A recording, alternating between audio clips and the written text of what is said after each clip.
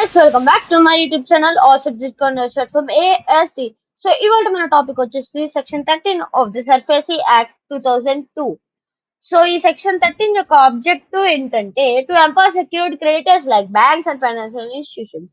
అంటే secured creditors like banks and financial institutions ని empower చేయడం, ఇంకా వాళ్ళ సెక్యూరిటీ ఇంట్రెస్ట్ ని ఎన్ఫోర్స్ చేయడం వితౌట్ కోర్ట్ ఇంటర్వెన్షన్, అంటే కోర్ట్ యొక్క ఇన్వాల్వ్మెంట్ లేకుండా.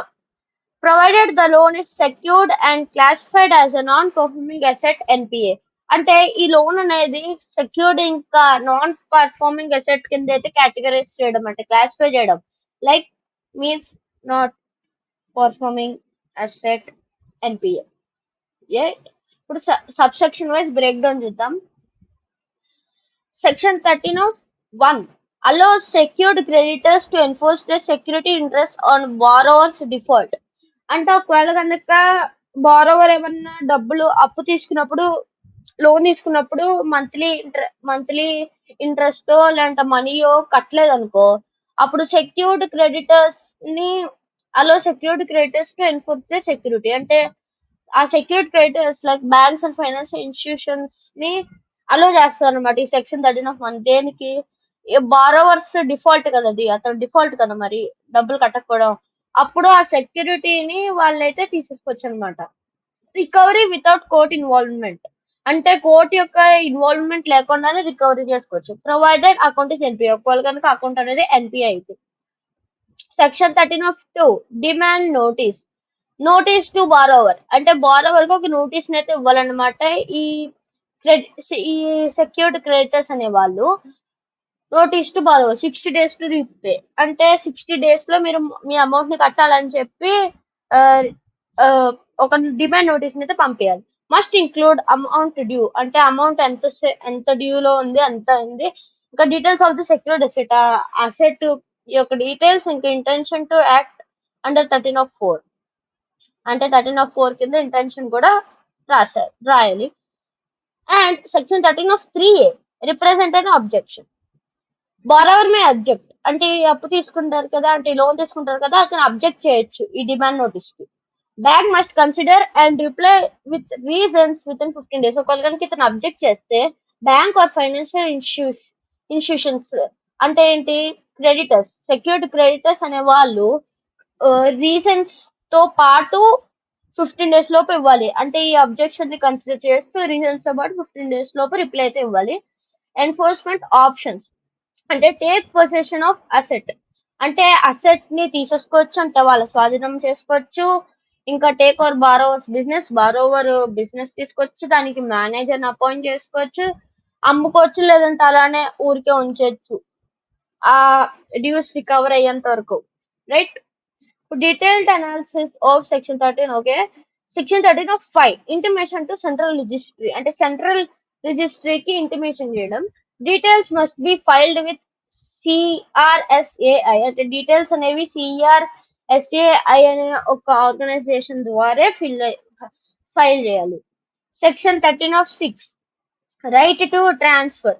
క్రెడిటర్ కెన్ సెల్, అంటే వాళ్ళకు ఒక రైట్ ఉందన్నమాట.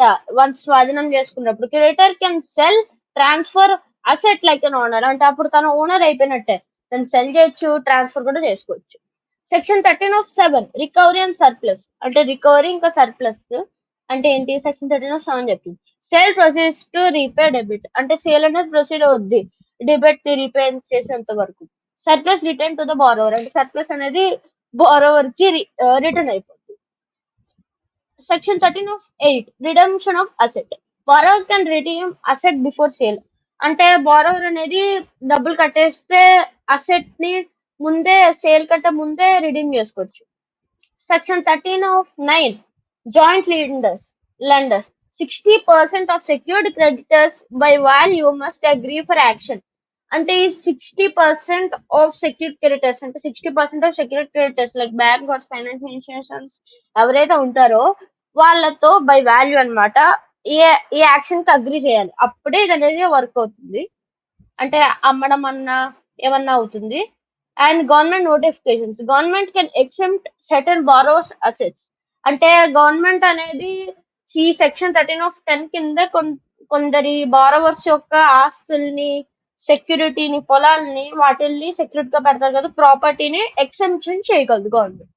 రైట్. ఇప్పుడు మనం కొన్ని కేసులు చూద్దాం. Mardia chemicals limited versus union of India 2004.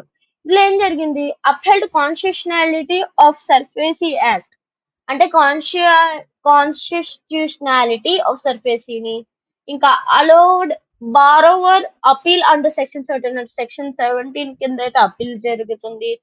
The found safeguard sufficient, అంటే సేఫ్ గార్డ్ సఫిషియెంట్ గా ఉన్నాయని చెప్పి ఇందులో తేలింది. Transcore versus Union of India 2006. Creditors can proceed under both SURFACE and DRT Acts. అంటే క్రెడిటర్స్ అనేది సర్ఫేసీ యాక్ట్ కింద ఇంకా డిఆర్టీ యాక్ట్ కింద అయితే ప్రొసీడ్ అవ్వచ్చు ఈ ట్రాన్స్కోర్ వర్సెస్ యూనియన్ ఆఫ్ ఇండియా 2006 కేసులో. ఇంపార్టెంట్ కండిషన్స్ ఏంటంటే ఇందులో లోన్ మస్ట్ బి ఎన్పిఏ, అంటే అది అనేది నాన్ పర్ఫార్మింగ్ అసెట్, ఎన్పిఏ కిందకి రావాలి. ఇంకా లోన్ అనేది 1 lakh కంటే కిందకి రావాలి.